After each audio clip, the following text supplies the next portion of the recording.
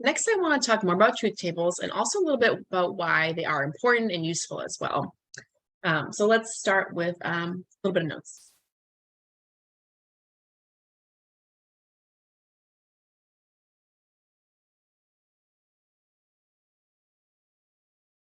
So two statement forms, P and Q,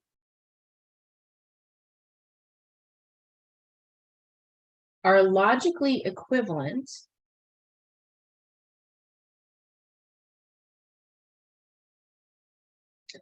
if and only if, so remember that IFF stands for if and only if, it's a nice abbreviation. They have the same truth tables. So now we use capital P and Q here to represent those longer combinations. So not just like individual statements, but when we combine them with ands and nots and parentheses and all that stuff. So they could be a longer statement here. So they're equivalent if and only if that final column in their truth table is the same. And if they are, what we do is we write this.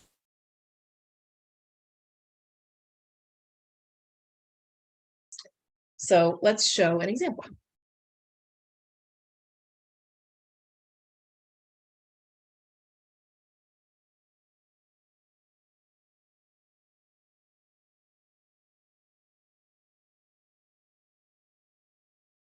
So let's show that not P is equivalent to P using a truth table.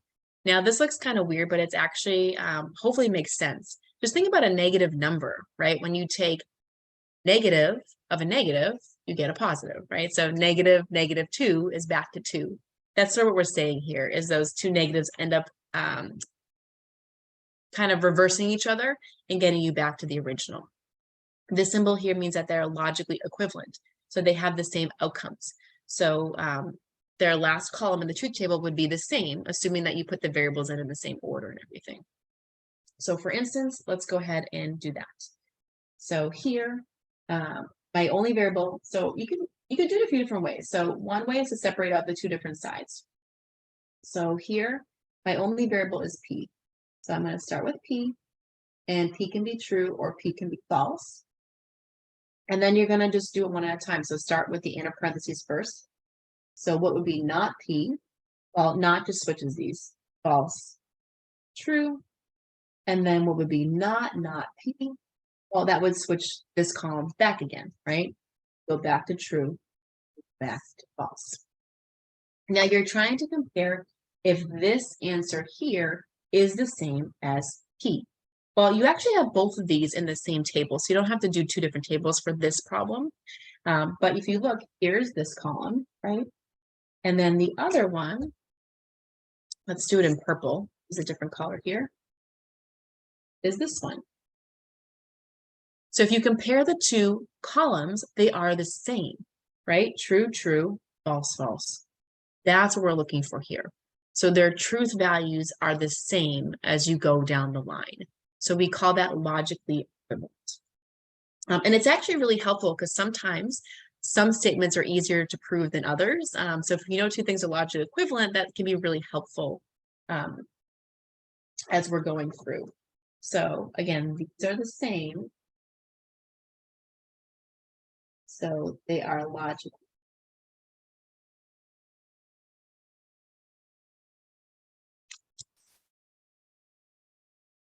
We have a couple really important laws here that I do want to talk about.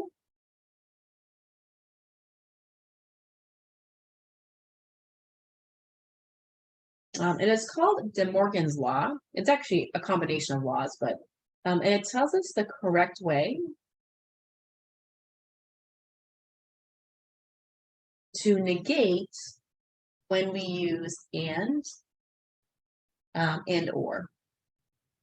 So I know it probably seems silly, but it's actually kind of difficult to negate and or statements. You have to be really careful there. So this is how you would do it.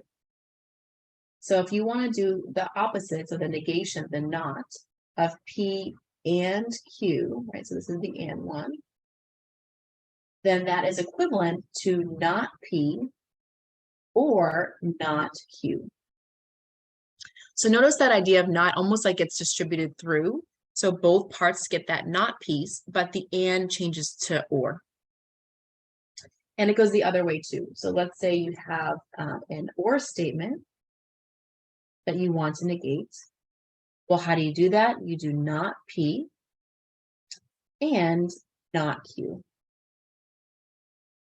So again, that negative sort of like it distributes through, but then that symbol and versus or switches. So that's how you get the correct negation here. So for example,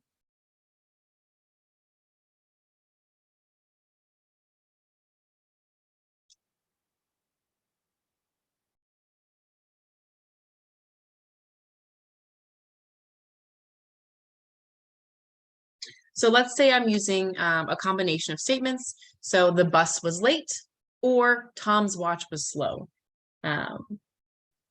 Well, how do you write the negation of this? So again, I'm not writing the same thing. I'm writing the negation. So what the negation would be, right? So this is an or statement.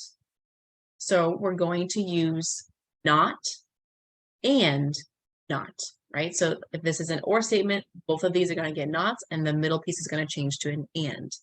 So the negation is the bus was not late.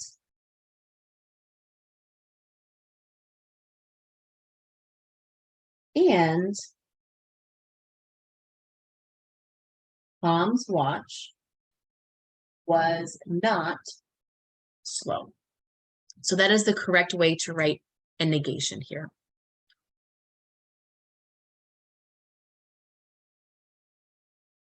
For another example, a little bit more maybe math related here.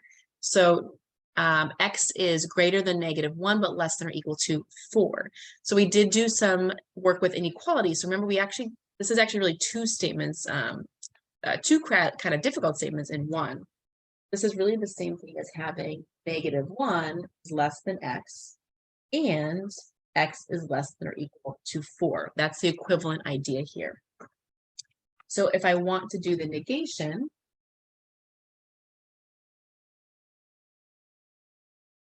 well, think about the opposite or the not. So what is the opposite of x is greater than -1? Well, most people would say x is less than -1, but that's not quite true.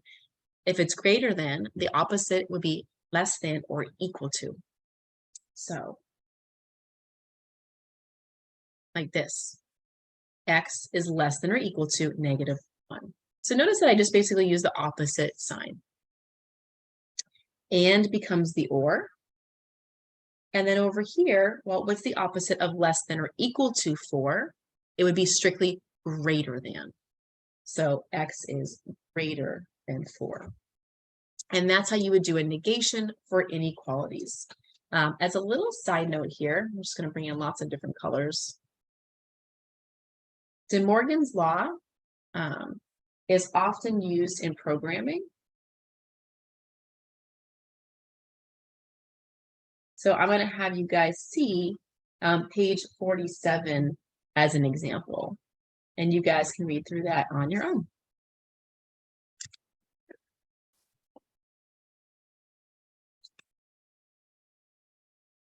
All right, one more piece I want to talk about here in this chapter 2.1 are tautologies and contradictions.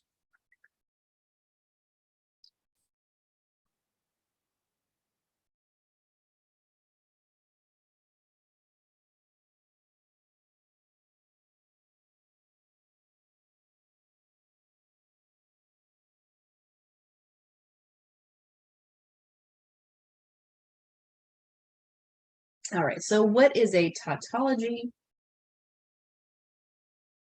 A tautology is a statement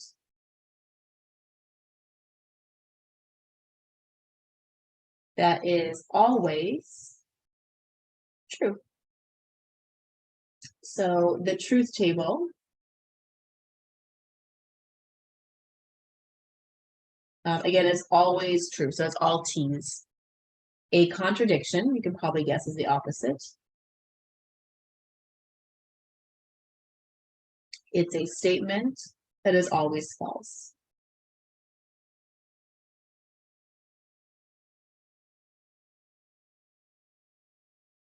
And again, that means that the truth table is always false as well.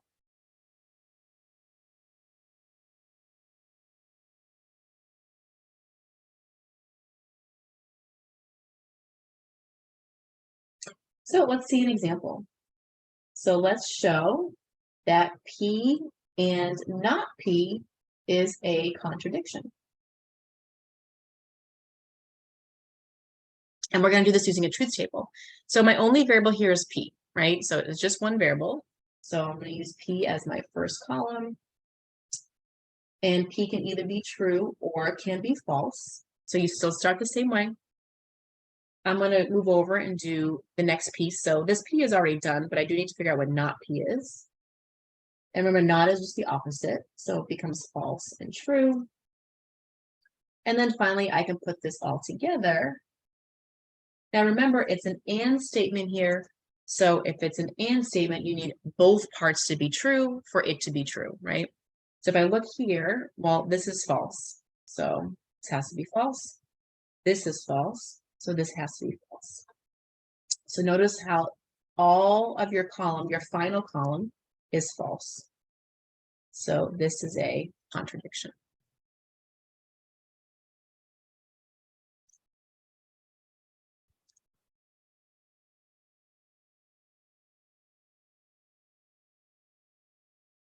All right, let's do another one. Let's let T be a tautology. And let's let C be a contradiction.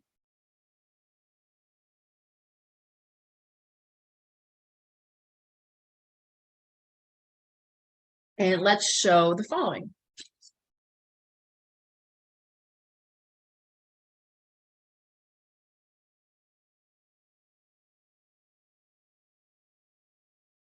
So I'm going to do kind of like two problems here, but we'll do it on the same page. All right, so let's show that P and T is logically equivalent to P, and then a separate problem, P and C is logically equivalent to C. So I do have only one real variable here, which is P. So I'm going to set it up this way. So P could be true or P could be false, right? Now, T is not quite a variable. It's more of a statement, right? It's a tautology, so it's always true. So your T piece is always going to be true. And then I do want to figure out what P and T is. Well, P and T, again, would be true if both parts are true. So this first part is true, but the bottom part would be false. Now we want to compare this, which is right here, with this, which is right here. And we want to see if they are the same, right? So notice how these two are the same. So they are logically equivalent. That's what this symbol is here, right? Because they are the same, they are logically equivalent. They have the same truth tables, the same truth outcomes. Let's do one more here. So again, P is the only real variable. P could be true or P could be false. I do have a contradiction though. Contradictions are always false. So the outcomes here are false, false, no matter what. If I look at P and C, well, P and C, again, because it's an and statement, for it to be true, both parts would have to be true. Well, nothing like that ever happens, right? I always have a false in there, so they're both going to be false. So here we're comparing P and C with just the contradiction. And again, you can see that they are the same. So they are also logically equivalent. Again, logically equivalent is this symbol right here. So we're basically saying they're equal. They're equal in like a logic way of values being true or false.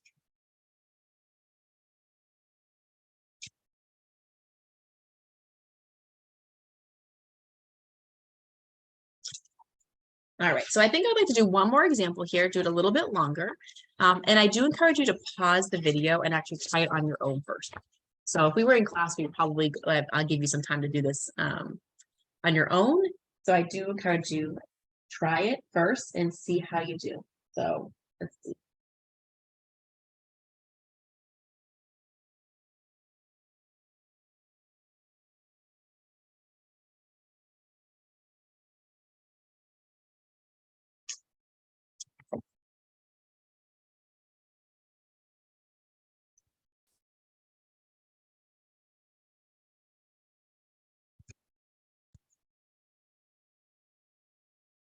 All right, so I hope you pause the video and try this on your own. I do have the answer completed here, and I'm just going to walk it through with you quickly. So first of all, notice that we have two distinct variables, right? I have P and Q. So I started my truth table by doing the P and the Q combinations, right? So I have 4 different combinations when I have 2 variables. And then I started breaking this down, and there's not really a perfect order that you have to do it in as long as you do all parts.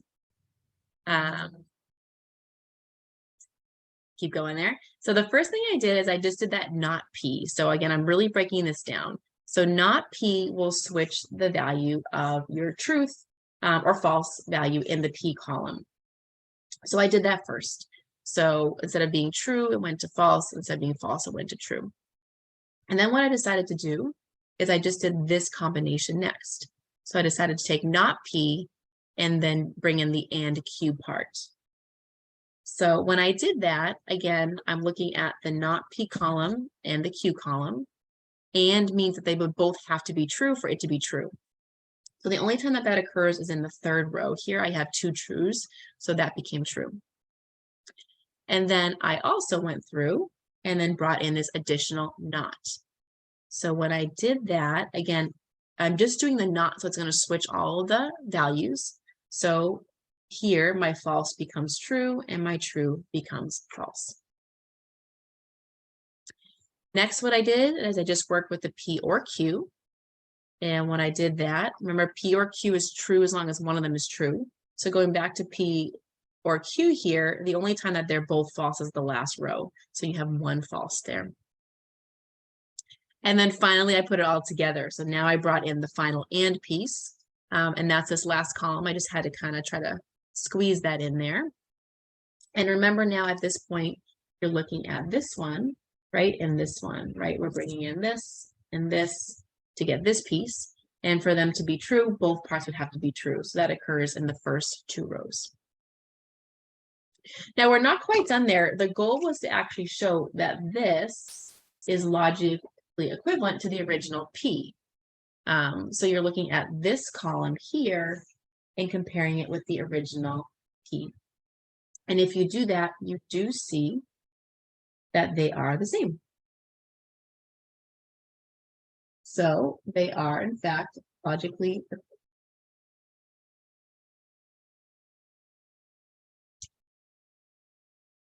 Now we can use truth tables over and over again. So they're super helpful and I think they're relatively easy to use. They do take some time, right? You want to make sure you don't go too fast and make little mistakes because then everything will snowball and be wrong. But we can go through piece by piece and get those ending values and see if we do have 2 logically equivalent pieces here. There is another way that you can start to do this as well. And I do want to bring up a PowerPoint from your text. So let me stop sharing that and see if I can share the PowerPoint. So this is what we have here. So this is theorem 2.11. This is in your text as well. And basically, they give you a bunch of examples of things that they're telling you are logically equivalent. So a theorem is something that has already been proven true. You don't have to reprove it, although sometimes we like to do that for fun. But we're telling you that these are in fact already proven, they are logically equivalent. And you'll see sometimes on the homework, they will have you prove these on your own as well using truth tables, but they do all work. So P, Q, and R are statements here. T stands for tautology and C stands for contradiction. And all of these are true. So this is what the commutative laws look like for logical statements. So you can see that the order doesn't matter there for an and statement. And it also doesn't matter for an or statement. You have your associative laws, just like in working with whole numbers, right? Associative refers to grouping. So you can regroup and get logical equivalence there. We have distributive laws here as well. So you have those equivalents. You can see here almost that P is like distributed, right, to the next group here. You just want to be careful how the ands and the ors go as you do that. We have identity laws, negation laws, double negative laws, and so on here. Here you have De Morgan's law down there as well. That's a really important one that we use a lot, and a couple of the others. So these are all equivalencies that you can assume are true. Again, you may see some on the homework that do ask you to practice and prove those. But once you have a theorem, you do know that it is in fact true. Now, there is another way that you can go through and prove equivalence without having to write truth tables every single time, right? Because truth tables are a great way to start, but they're going to be something that we're going to get away from and do more formal proofs later on in the course. And that kind of brings us to the next example here. So I'm going to look at the same example I just did with you guys. I'm not going to write it all out. We'll just kind of talk about it, but you should take notes at home or at least refer to your textbook so you can remember to look back on that. So if I go through, there we go. So it's the same thing that we just proved using a truth table, but instead we're going to use a theorem. So what they're trying to say is that instead of redoing all the truth tables, you know that all these equivalences are true. So let's use those instead to prove this statement here. And you have all the steps here, so I'm just going to talk it out with you guys. So what we do when we're trying to prove logical equivalence is one way to do it, and there's different ways to do this, but one way is to take one side and to make it equal the other side. So to rewrite it and, like simplify it and things so that it equals the other side. Another way to do it is to work both sides at the same time. That's a little bit harder to do as well, but you can do that here. So looking at the left side here, that's going to be where they start, is focusing just on the left side. And the first thing that they're going to use here is they're using De Morgan's law. So they're using the De Morgan's law here to deal with this outside negation. So just this one negation here. So remember, De Morgan's law basically says that you negate both parts and then you flip this sign. So if it's an and, it becomes an or, and that's what we see here. So we negated the not P, we negated the Q, and that and flipped to or. And that was the only thing that changed here. The next thing they did is they cleaned up this double negative. So we've already seen that negative P is the equivalent of just P. So they've cleaned up that piece here. Again, that's something we've already proven, right? We've already shown you guys De Morgan's law. I've already shown you the double negative law. So you don't have to reprove those every single time. So you have that piece here. And then the last thing they did here, and this is a new one, is they basically use the reverse distributive law. So if I go back to the other slide here, you have the distributive laws here. Now, normally we think of it as having something like this and going to something longer, right? Distributing that sort of P throughout, but they're going backwards here.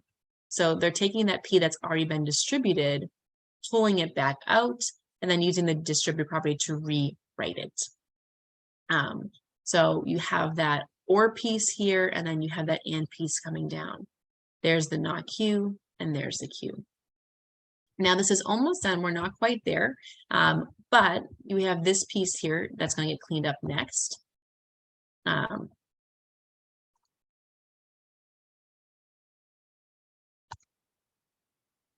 This right here, Q and not Q, is actually a contradiction. So you can't have Q and not Q. It will never be true. It will always be false.